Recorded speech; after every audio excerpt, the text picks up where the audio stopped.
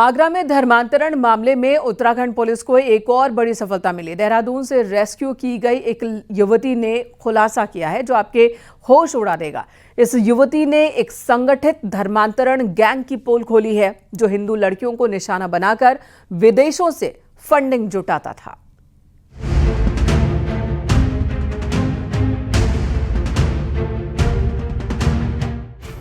आगरा धर्मांतरण मामले में पुलिस को एक और बड़ी सफलता मिली है। पुलिस ने देहरादून से एक और लड़की को रेस्क्यू किया है जिसने पूछताछ में चौंकाने वाले खुलासे किए हैं। उसने बताया कि उसकी मुलाकात सबसे पहले फेसबुक पर अब्बू तालिब नाम के शख्स से हुई। तालिब ने मजहबी बातों से शुरुआत की और धीरे धीरे भावनात्मक जाल बुनकर उसे प्रेम जाल में फंसा लिया। इसके बाद तालिब ने युवती को आयशा नाम की महिला से मिलवाया जिसने उसे दिल्ली के अब्दुल रहमान से जोड़ा। इस गैंग ने युवती को लग्जरी लाइफ और सेफ प्लेस का लालच देकर धर्म परिवर्तन के लिए उकसाया। धर्म परिवर्तन के बाद युवती का नाम बदलकर मरियम रखा गया। उसने मुझे शादी के लिए फोर्स किया, तो तब से हमारी बात होती थी 2019 से। फिर उसके बाद उसने धीरे धीरे अपनी फैमिली से भी कांटेक्ट कराया, अपनी सिस्टर सुमैया से और सफ़िया से। और फिर उसके बाद उसने मेरा आयशा से कांटेक्ट कराया, अब्दुल रहमान से कांटेक्ट कराया। और आयशा ने फिर मेरे घर की स्थिति जान के मुझे सेफ प्लेस और सारी चीज़ें का लालच दिया कि आपको और अच्छी जगह पे रहने का और सारी चीज़ें कर सकते हैं अरेंजमेंट, बस उसके लिए आपको इस्लाम एक्सेप्ट करना होगा और मतलब दूसरी तीसरी चौथी वाइफ बनना होगा किसी की, और तब इसी वजह से आप पे इन्वेस्ट किया जाएगा, अदरवाइज आप पे कोई पैसा इन्वेस्ट नहीं करेंगे। युवती ने जो खुलासा किया वो और भी ज्यादा चौंकाने वाला है। इस गैंग का असली मकसद था हिंदू लड़कियों को धर्म परिवर्तन के लिए मजबूर करना और उनकी कहानियों का इस्तेमाल विदेशों से फंडिंग जुटाने के लिए करना।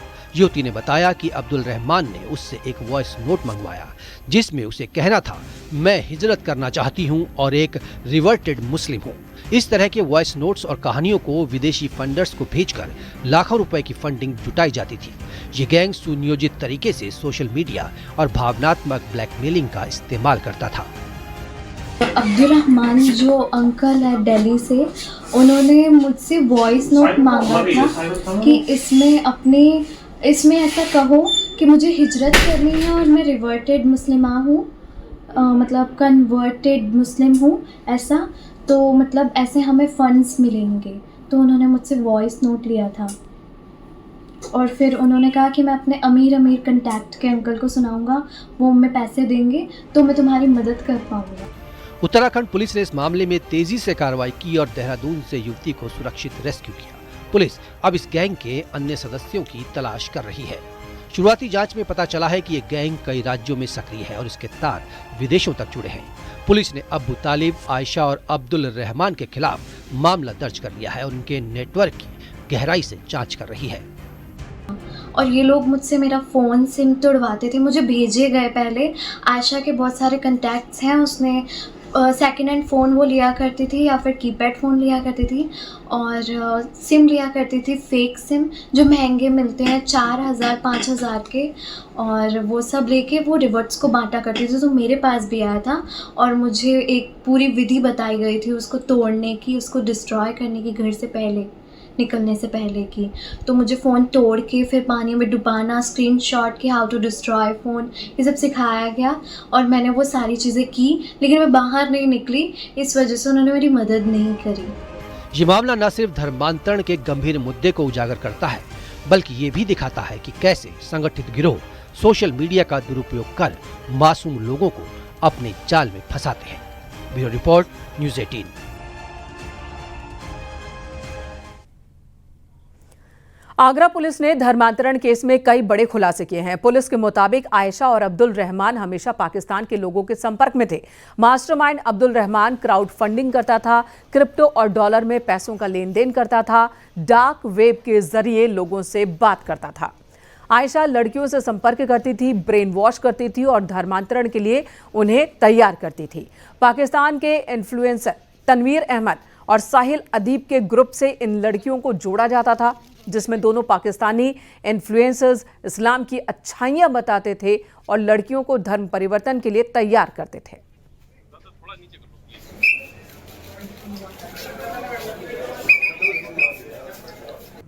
इस ग्रुप के कम से कम 3 सदस्य डार्क वेब की जानकारी रखते थे और इसके द्वारा अपने सदस्यों से बात करते थे। आप सभी जानते हैं कि डार्क वेब का प्रयोग वही लोग करते हैं जो कि पूरी तरह से तथ्यों को गोपनीय बनाए रखना चाहते हैं। इनके द्वारा जो ग्रुप बनाया गया, ये लोग सामान्यतया सिग्नल पर बात करते थे ताकि सुरक्षा एजेंसियों को इसकी जानकारी या इसके सूत्र इनको नहीं मिल रहे।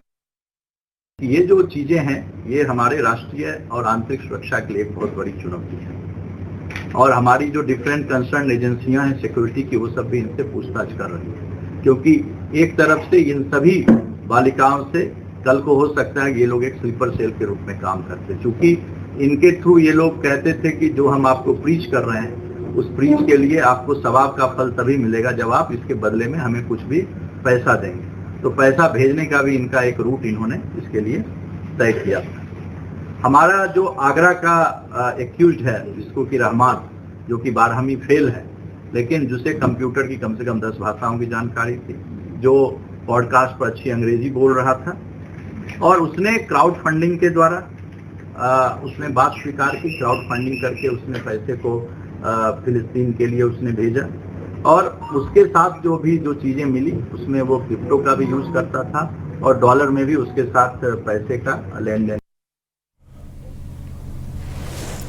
अगली खबर गाजीपुर से, जहां पर एक बेटे ने मां, पिता और बहन की हत्या की है। जमीन के विवाद में उसने इस वारदात को अंजाम दिया है। डिलिया गांव में ट्रिपल मर्डर से सनसनी मची है। मनीष मिश्रा हमारे सहयोगी गाजीपुर से जुड़ चुके हैं फोन लाइन पर। मनीष, इस वारदात के बारे में विस्तार से बताएं। देखिए, ये पूरा मामला गाजीपुर के सदर कोतवाली थाना क्षेत्र के डिलिया गांव का है, जहां पर यह सनसनीखेज मामला सामने आया है। डिलिया गांव में रहने वाले आरोपी ने अपने माता पिता और भाई बहन की धारदार हथियार से मारकर हत्या कर दी। इस घटना के पीछे जमीनी विवाद सामने आ रहा है। बताया जा रहा है कि आरोपी के पिता ने उसकी बहन के नाम को जमीन कर दी थी, जिससे आरोपी नाराज था और इस बात को लेकर घर में उसका झगड़ा चल रहा था, विवाद चल रहा था। इसी विवाद के दौरान आज उसने अपने पिता को, अपनी मां को और अपनी बहन को कुल्हाड़ी से मारकर उनकी हत्या कर दी और इस घटना के बाद से पूरे इलाके में सनसनी फैली है। इस घटना को सुनकर, देखकर लोग हैरान हैं और बड़ी संख्या में मौके पर भीड़ भी जमा हो गई। साथ ही पुलिस अधिकारी मौके पर पहुंचे हैं, जिन्होंने शवों को पोस्टमार्टम के लिए भेजा है। जी, धन्यवाद आपका मनीष, इस वक्त पूरी जानकारी देने के लिए। तो पुलिस मौके पर पहुंच चुकी है, जांच पड़ताल चल रही है इस पूरे मामले की। रामपुर में 15 दिन बाद एक महिला का शव निकाला गया कब्र से बाहर। छत्तीसगढ़ के बिलासपुर में 12 जुलाई को महिला का शव मिला था। मृतक महिला के शव को परिजनों ने रामपुर लाकर दफन कर दिया। महिला के परिजनों ने उसके पति पर हत्या का आरोप लगाया। वो छत्तीसगढ़ के बिलासपुर में मदरसे का इमाम है। परिजनों ने लोहे के सूजे से गोदकर और तेजाब पिलाकर हत्या का आरोप लगाया है। छत्तीसगढ़ पुलिस और मृतक महिला के परिजनों के कहने पर रामपुर पुलिस ने महिला का शव कब्र खोदकर बाहर निकाला और उसे पोस्टमार्टम के लिए भेजा है।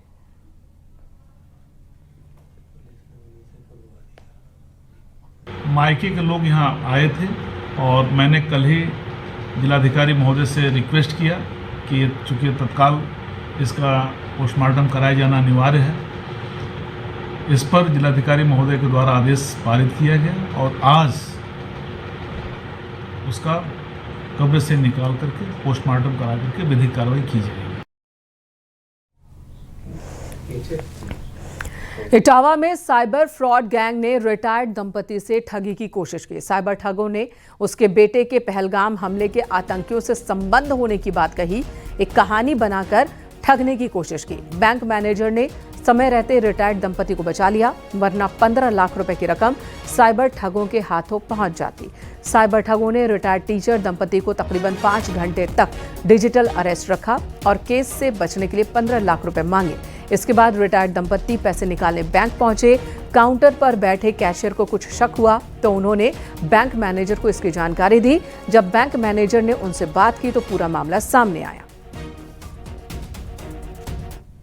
मेरे पास फ़ोन आया कि आपका पहचान पत्र जो है मुझे जम्मू कश्मीर के पहलगांव में जो दुर्घटना हुई थी उसमें आपका जो है पाया गया है। आपका नाम जो है देशद्रोह में जा रहा है। आप अपनी सत्यनिष्ठा प्रमाणित करो, क्योंकि आपका जो है पाकिस्तान से फंडिंग हुई है। आपका खाता HDFC बैंक में है, जिसमें कि 40 लाख रुपया डिपॉजिट हुए हैं। तो जबकि मेरा ना तो कोई खाता है HDFC बैंक में और ना ही मैं इस पहलगांव या जम्मू कश्मीर कभी जीवन में गया भी नहीं हूँ।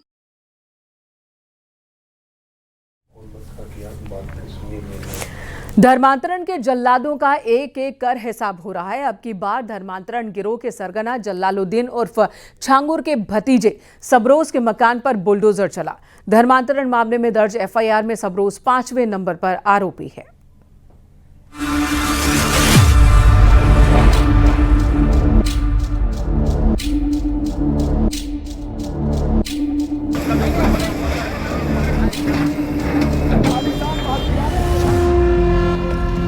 छांगुर के एक और अधर्म लोक पर बुलडोजर एक्शन। छांगुर के भतीजे सबरोज के अवैध निर्माण पर कार्रवाई। बलरामपुर में अवैध धर्मांतरण के आरोपी का घर जमींदोज।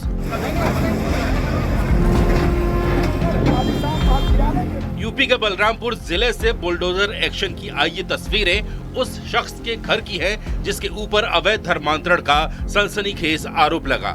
बलरामपुर जिला प्रशासन के 2 बुलडोजर छांगुर उर्फ जलालुद्दीन के भतीजे सबरोज के अवैध निर्माण को पल भर में जमींदोज कर दिया। सबरोज जो कि अपराधी है और ATS का आरोपी रह चुका है, ATS इसको गिरफ्तार कर चुकी है। ATS इसको पहले ही गिरफ्तार कर चुकी है। आप देख सकते हैं कि सबरोज का ये मकान, पहला दीवार ये गिरी है सबरोज की। सबरोज का एक्शन हो रहा है, बुलडोजर एक्शन हो रहा है सबरोज के मकान पर।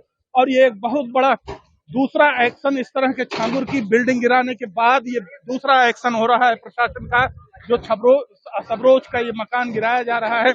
मियाद पूरी होने के बाद 2 बुलडोजर मिल करके सबरोज के मकान को गिरा रहे हैं। रेहरा माफी गांव में ये मकान स्थित है। भारी संख्या पर यहाँ फोर्स लगाई गई हैं।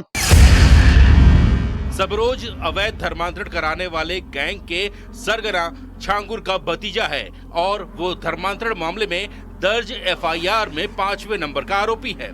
फिलहाल वो जेल में बंद है। सबरोज पर भी अपने चाचा छांगुर की तरह ही सरकारी जमीन पर अवैध तरीके से मकान खड़ा करने के आरोप लगे थे, जिसके बाद बलरामपुर का जिला प्रशासन रेहरा माफी गांव पूरे दल बल के साथ पहुंचा और एक्शन शुरू कर दिया। जितने भी आरोपी हैं, अगर उनका मकान अवैध बना हुआ है तो इसी तरीके से जमींदोज होगा। पहले छांगुर का हमने देखा आरोपी का, अब आरोपी सरबोज तीसरा भी आ सकता है। देखिए, सरकारी भूमियों पर जो भी अवैध रूप से कब्जे किए गए माफिया या अन्य आपराधिक प्रवृत्ति के लोगों के द्वारा, उनको सरकारी भूमि को निरंतर मुक्त कराने का अभियान चलाया जा रहा है और वो अभियान जारी रहेगा। सर, जमींदोज हो चुका है पूरी तरीके से? हाँ, ये पूरी तरह से टूट चुका है। सबरोज का ये मकान था जो सरकारी भूमि में बना हुआ था और ये टूट चुका है। और आपको मैं बता दूँ कि ये पैतृक गांव है उनका, और संवेदनशीलता के मद्देनज़र यहाँ पे काफ़ी भारी संख्या में फोर्स को भी लगाया गया है। एक कंपनी PSC लगाई गई है। इसके साथ साथ यहाँ पर हम लोगों ने 4 थाने की फोर्स को लगाया है। एडिशनल SP स्वयं यहाँ मौजूद हैं और उनकी देखरेख में ये पूरी कार्रवाई हम लोगों ने संपन्न कराया है।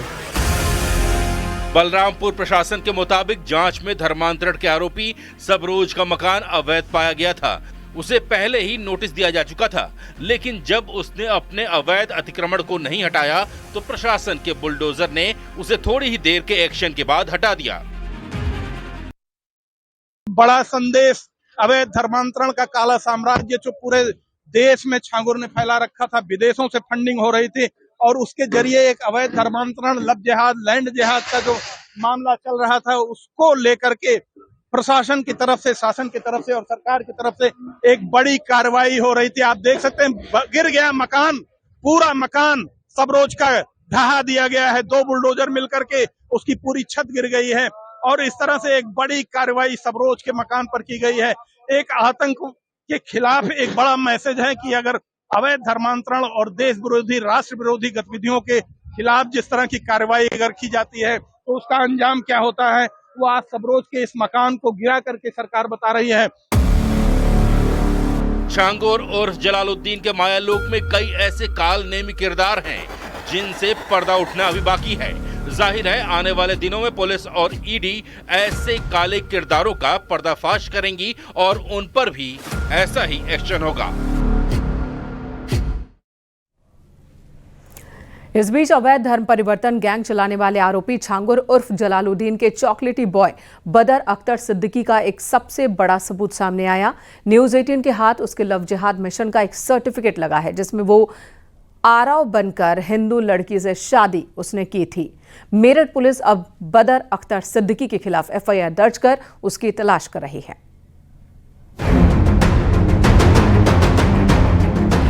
फर्जी नाम,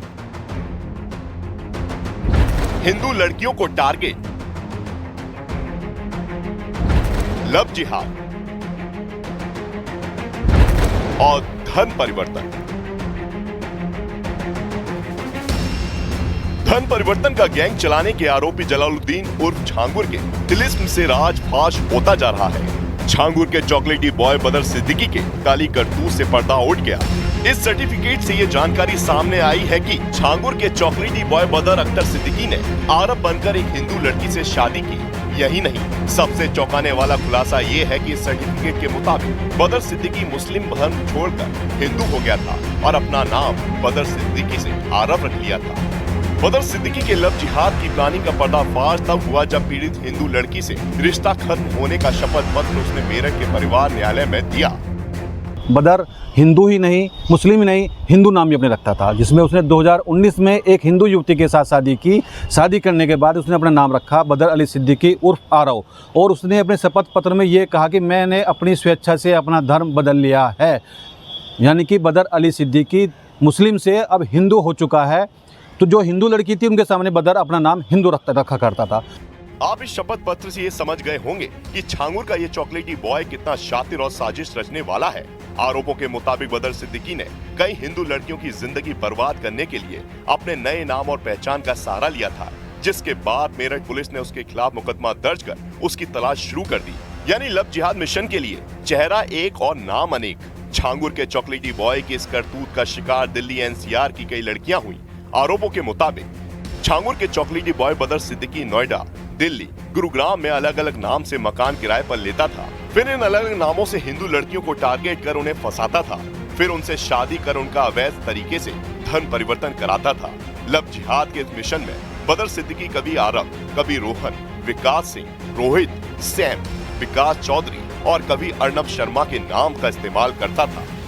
ऐसे कई दर्जन नाम हैं जिसमें बदर ने अपने नाम बदले हैं। बदर के नाम सैम भी है, बदर का नाम रोहित भी है, बदर का नाम विशाल चौधरी भी है, विकास चौधरी भी है, आरव भी है, अर्नव भी है। ऐसी दर्जनों लड़कियां हैं जो दिल्ली एनसीआर के, जिनके पास बदर ने नए नए नाम रखकर नए नए डॉक्यूमेंट बनाकर जो है उनके साथ में छल किया, कपट किया, उनका लव जिहाद कराया, फिर धर्मांतरण कराया। हालांकि बहुत लड़कियां ऐसी हैं जो मिसिंग हैं, सुरक्षा एजेंसियां और पुलिस जांच कर रही है। लेकिन जो इस तरह से बदर का ये नया चेहरा सामने आया कि बदर अपने नए नए नाम रखकर भी लड़कियों को फंसाता था। यूपी के बलरामपुर में अवैध धन परिवर्तन कराने के आरोपी छांगुर उर्फ जलालुद्दीन की गिरफ्तारी के बाद बदर अख्तर सिद्दीकी चर्चा में आया था। आरोप है कि बदर सिद्दीकी छांगुर बाबा गिरोह के लिए हिंदू लड़कियों को अपने प्रेम जाल में फंसाकर उनका धर्मांतरण करा रहा था। अब इन आरोपों का एक और सबूत भी सामने आ गया है, जिससे उसकी काली करतूत सबके सामने आ गई।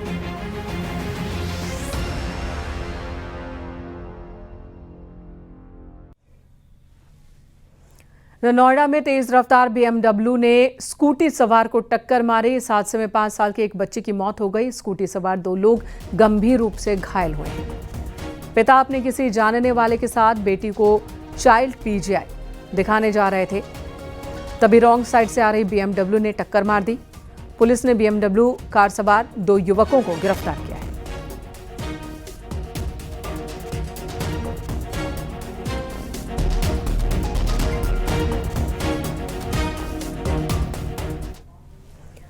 इधर गाजियाबाद में पुलिस ने गैंगस्टर नाजिया अख्तर पर बड़ी कार्रवाई की। प्रशासन ने उसके तकरीबन 2 करोड़ 40 लाख की संपत्ति कुर्क की है।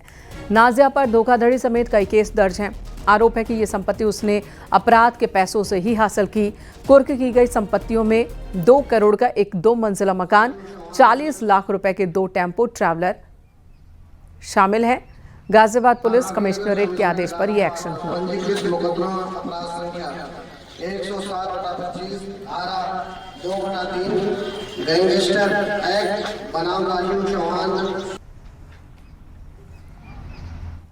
सहायक पुलिस आयुक्त नंदग्राम के द्वारा मुकदमे से संबंधित अभियुक्ता नाजिया अख्तर की अवैध रूप से कमाई से खरीदी गई 2 करोड़ रुपए की बिल्डिंग जो कि थाना साहिबाबाद में स्थित है, उसको कुर्क किया गया है। साथ ही साथ 2 टेम्पो ट्रेवलर जिनकी कीमत करीब 40 लाख रुपए है, उनको भी कुर्क किया गया है। इस प्रकार कुल 2 करोड़ 40 लाख रुपए की संपत्ति को कुर्क किया गया है।